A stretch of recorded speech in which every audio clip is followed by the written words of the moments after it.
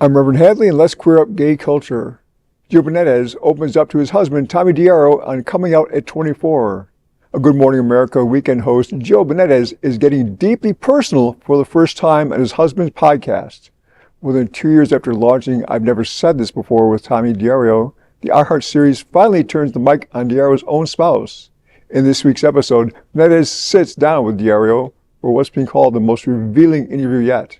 When asked for what advice he'd give his younger self, Benitez says, "It's going to be okay." Benitez reflected on the pain of staying closeted for too much time in his early life.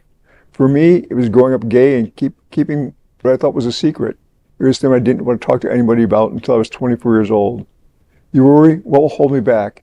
That time the message from society was, yeah, it would be okay. Gio Benitez was full interview premiered, and today, iHeartRadio and all major podcast forums.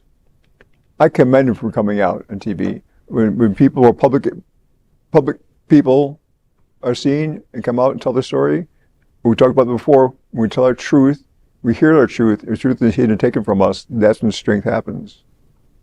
Mm-hmm. Yeah, and again, he's coming from, born here in Miami, coming from, probably, he's obviously from a Cuban background. His parents were immigrants.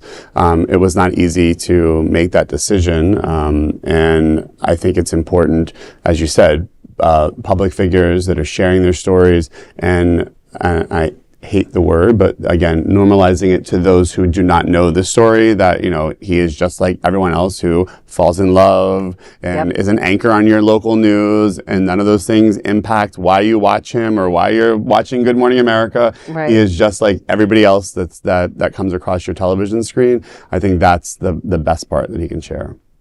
Yeah, and to be able to do it with his husband on his husband's podcast. Yes. And for those out there who do not follow him on social media, I would highly recommend going to their Instagram page, checking them out.